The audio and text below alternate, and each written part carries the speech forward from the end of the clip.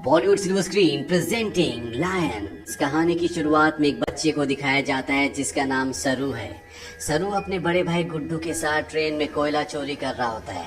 दरअसल ये लोग बहुत गरीब हैं, इन्हें अपनी गुजर बसर के लिए चोरी करनी पड़ती है।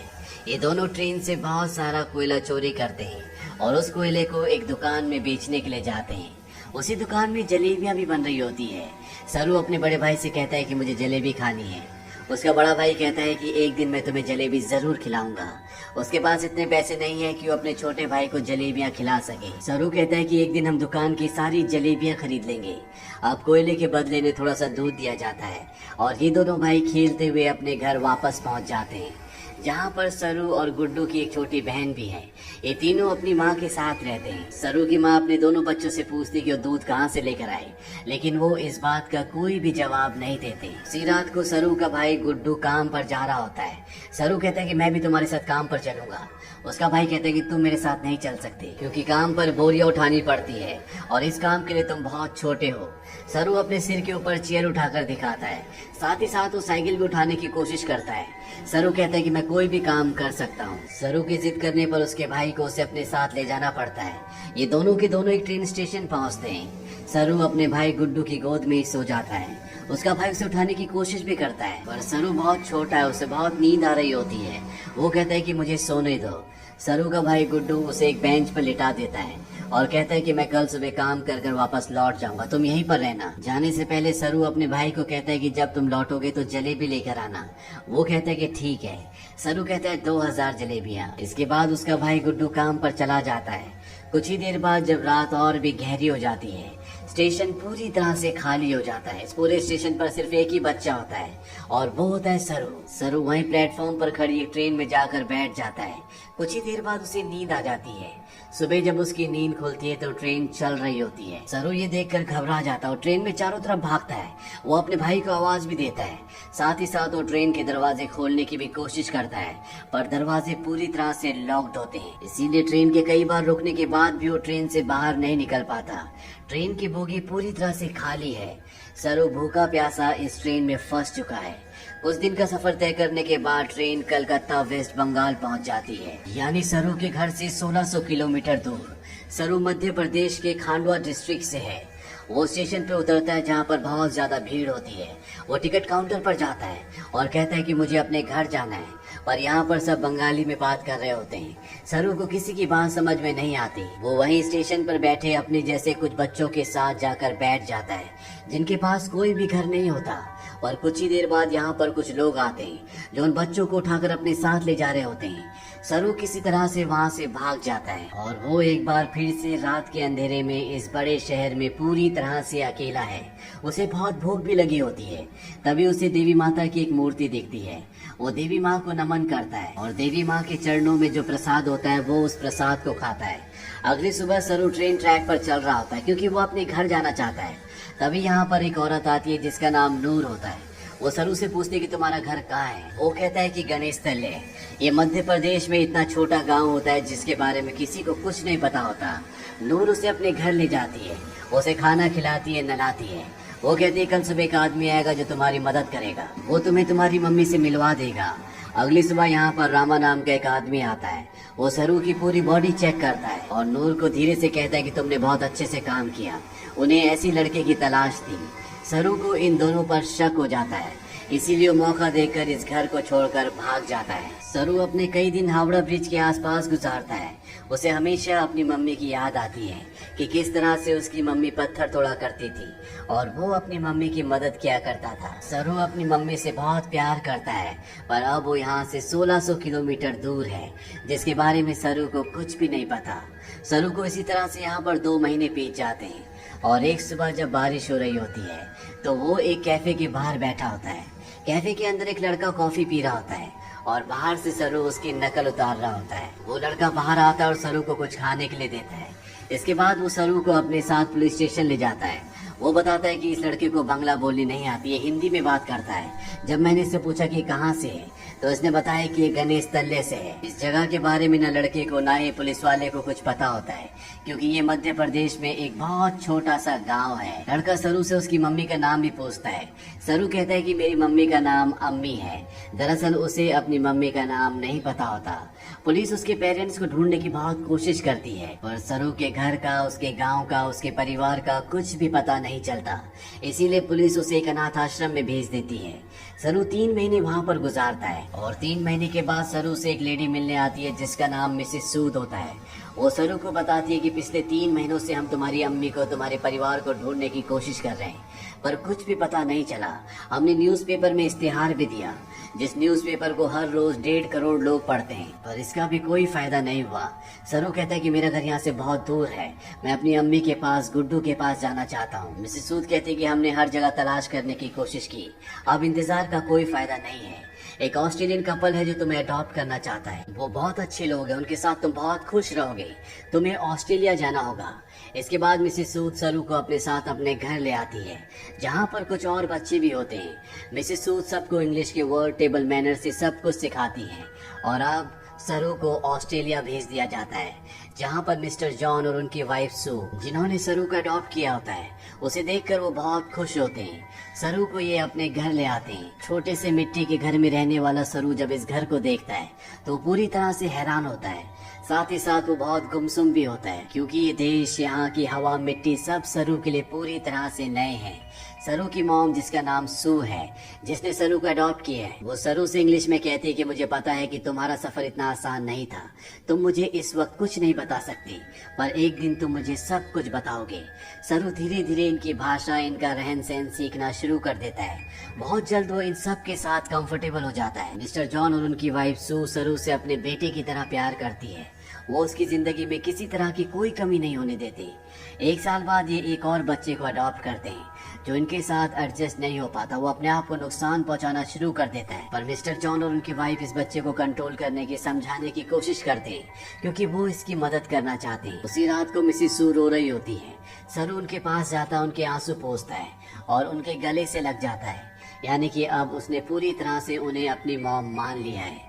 धीरे धीरे वक्त बीतता और 20 साल बीत जाते हैं। सरू अब बड़ा हो चुका है। मिस्टर जॉन और उनकी वाइफ, जो सरू के मॉम डैड है, उनको सरू पर गर्व होता है। वो होटल मैनेजमेंट की पढ़ाई करने के लिए मेलबॉर्न जा रहा होता है। वो अपने उस भाई से भी मिलता है जिसे मिस्टर और मिसेस जॉन ने सरू के बाद अडॉप्ट किया था, लेकिन ये दोनों एक दूसरे को पसंद नहीं करते। सरू अब होटल मैनेजमेंट की इंट्रोडक्टरी क्लास में पहुंच जाता है, जहां पर सब अपने बारे में बताते हैं। सरू कहता है कि वो अपना होटल खोलना चाहता है। साथ ही वो ये भी बताता है कि वो इंडिया में कैलकाटा से है। इसके बाद यहाँ पर जितने भी स्टूडेंट्स होते हैं वो सब के सब हाउस पार्टी रखते हैं, जहाँ पर सरू भी जाता है। यहाँ बहुत सारे इंडियन स्टूडेंट्स भी होते हैं, इसीलिए यहाँ पर खाने में बहुत सारा इंडियन फूड होता है। और सरू जब वहाँ पर जलेबियाँ देखता है तो उसे बचपन का वो लम्हा याद आ जाता है, जब उसने अपने भाई गुड्डू से जलेबी खाने के लिए कहा था और जवाब में उसके भाई गुड्डू ने कहा था कि वो उसे जलेबी जरूर खिलाएगा। सरू ने कहा था कि एक दिन वो सारी जलेबी खरीद लेंगे। सरू को जब ये लम्हा याद आता है तो उसकी आंखों में आंसू आ जाते हैं और वो अपने दोस्तों को बताता है कि वो कैलकाटा से नहीं है, वो किसी और जगह से है। बचपन में वो खो गया था, वो एक ट्रेन में बैठ गया था और जब ट्रेन रुकी तो वो कैलकाटा पहुंच गया था। यहाँ पर एक लड़का उससे पूछता है कि वो ट्रेन में कितने दिन तक था। सरू कहता है 2-3 दिन तक।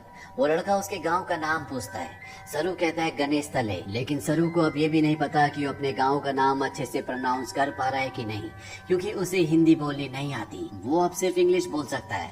यहाँ पर एक लड़का उसे कहता है कि कैलकाटा के हावड़ा ब्रिज से, जहाँ पर तुम बचपन में पहुंचे थे, अगर वहाँ से हम टाइम और ट्रेन की स्पीड को कैलकुलेट करें और वापस जाएं तो हम तुम्हारे गांव के आसपास के रेडियस में पहुंच सकते हैं। यहाँ पर एक लड़की उसे गूगल अर्थ के बारे में बताती है। वो कहती है गूगल अर्थ के सहारे तुम दुनिया की किसी भी जगह को ढूंढ सकते हो, पर सरू इस बारे में और ज्यादा बात करने से मना कर देता है। इसके बाद ये पार्टी से निकल जाते हैं। सरू के साथ एक लड़की भी होती है जिसका नाम लूसी होता है। ये दोनों एक दूसरे की तरफ अट्रैक्टेड होते हैं, इसीलिए रात को ये दोनों एक दूसरे के फिजिकली बहुत क्लोज हो जाते हैं। अगली सुबह जब सरू उठता है तो उसे अपने पेरेंट्स की, अपने घर की, अपने गाँव की याद आती है। उसे एहसास होता है कि उसके खो जाने के बाद उसकी मॉम, भाई बहन उसके लिए कितना परेशान हुए होंगे। इसीलिए गूगल अर्थ एप्लीकेशन के जरिए, साथ ही साथ स्टेशन से अपने घर की जो दूरी होती है उसकी कैलकुलेशन करके हर तरह से अपने गांव गणेश तले को ढूंढने की कोशिश करता है, पर उसकी सारी कोशिश पूरी तरह से बेकार हो जाती है। धीरे धीरे वक्त बीतता और 3 साल बीत जाते हैं। लूसी का और सरू का रिश्ता अब और भी गहरा हो चुका है। ये दोनों एक दूसरे से बहुत प्यार करते हैं, पर सरू आज भी अपने परिवार के लिए परेशान है। उसे कई बार अपने भाई की छवि दिखती है। उसे एहसास होता है कि उसका भाई उसे कह रहा है कि उसे घर चले जाना चाहिए। सरू अपने परिवार की यादों में उन्हें ढूंढने में इतना खोया होता है कि धीरे धीरे वो लूसी से अलग हो जाता है। वो लूसी से कहता है कि तुम मुझसे बेहतर इंसान डिजर्व करती हो। लूसी और सरू अलग हो जाते हैं। कई महीनों के बाद लूसी को सरू जब एक दिन एस्केलेटर पर देखता है तो वो उससे बात करता है। वो लूसी से कहता है कि वो उसे बहुत मिस करता है। इसके बाद एक बार फिर से दोनों एक दूसरे के बहुत क्लोज आ जाते हैं। लूसी सरू से कहते हैं कि तुम्हें अपनी मॉम के पास जाना चाहिए, उन्हें तुम्हारी जरूरत है। सरू अपनी मॉम के पास जाता है जिनकी तबीयत खराब होती है। सरू को आज तक ये लगता था कि उसकी मॉम ने उसे इसलिए अडॉप्ट किया क्योंकि वो कभी माँ नहीं बन सकती, पर सू सरू को बताती है कि मैं माँ बन सकती थी, पर मैंने और तुम्हारे डैड जॉन ने डिसाइड किया था कि हम 2 बच्चों को अडॉप्ट करेंगे, क्योंकि इस दुनिया में बहुत सारे ऐसे बच्चे हैं जिन्हें माँ बाप की परिवार की जरूरत है। वो सरू को अपने बचपन का एक एक्सपीरियंस भी बताती है। वो कहती है कि मेरे डैड बहुत ज्यादा अल्कोहल पीते थे, वो एक अच्छे इंसान नहीं थे।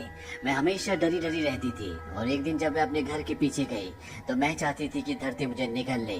तभी मुझे खेत की दूसरी तरफ एक बच्चा दिखा जिसकी ब्राउन स्किन थी और अगले पल वो बच्चा मेरी साइड में खड़ा था।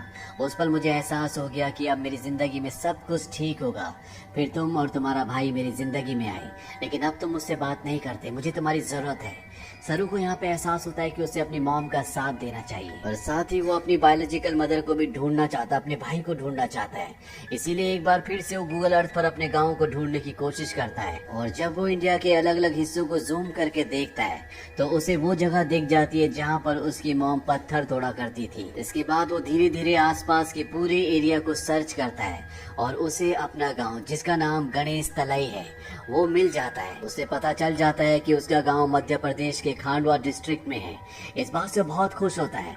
वो ये बात लूसी को और अपनी मॉम को भी बताता है। उसकी मॉम भी उसके लिए बहुत खुश होती है क्योंकि उसकी मॉम और उसके डैड चाहते हैं कि वो इंडिया जाकर अपने परिवार से मिले। सरू अब भारत आ जाता है और वो उस जगह पहुंच जाता है जहां पर उसने अपना बचपन बिताया था। वो धीरे धीरे बचपन की यादों से आगे बढ़ता हुआ उस घर तक पहुंच जाता है जहां पर बचपन में वो अपनी मॉम, अपने भाई और अपनी बहन के साथ रहा करता था। पर अब इस घर में कोई भी नहीं रहता। वो आस पड़ोस से पूछने की कोशिश भी करता है पर उसकी भाषा किसी को भी समझ नहीं आती और ना ही अब वो हिंदी समझ सकता है। तभी वहाँ पर एक आदमी आता है जिसे इंग्लिश आती है। सरू उसे अपने भाई का और अपनी बहन का नाम बताता है। उससे पूछता है कि जो परिवार पहले इस घर में रहता था अब वो कहाँ चला गया, पर वो आदमी उसकी बात का जवाब नहीं देता, वहाँ से चला जाता है। पर कुछ ही पलों के बाद वो लौट कर आता है और सरू को इशारा करता है। सरू जब उस तरफ जाता है तो वो देखता है कि सामने से एक बूढ़ी औरत आ रही होती है और ये औरत और कोई नहीं बल्कि वो होती है जिसकी गोद में सरू ने अपना बचपन बिताया था। ये उसकी बायोलॉजिकल मॉम होती है।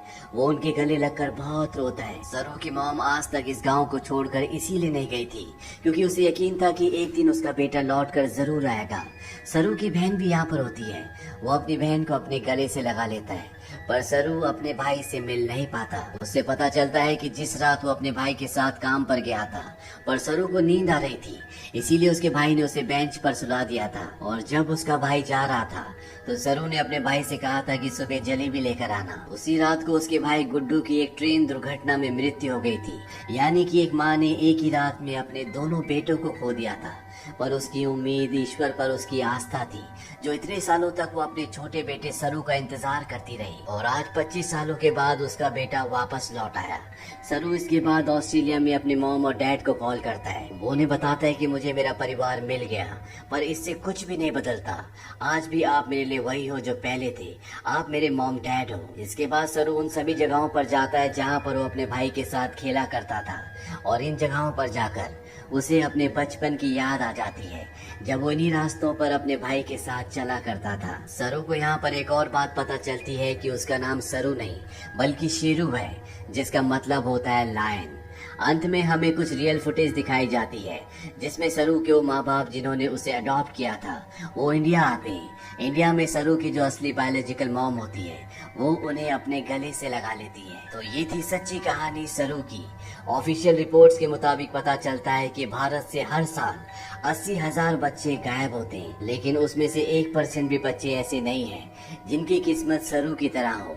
इसीलिए इस पूरी कहानी, इस पूरी फिल्म के जो हीरो हैं वो और कोई नहीं बल्कि मिस्टर जॉन और उनकी वाइफ सू है, जो अपने बच्चे पैदा कर सकते थे, पर उन्होंने फैसला किया कि वो अपने बच्चे पैदा ना करके उन बच्चों को अडॉप्ट करेंगे जिनके पास घर नहीं है, ताकि उन्हें एक अच्छा घर मिल सके।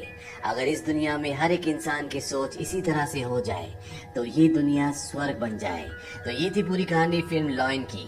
ये फिल्म सन 2016 में रिलीज हुई थी। IMDb पर इसकी रेटिंग है 8। इस फिल्म का बजट था $12 मिलियन और बॉक्स ऑफिस पर इसने कमाई की थी $141 मिलियन की। उम्मीद करते हैं कि ये कहानी आपको पसंद आई होगी।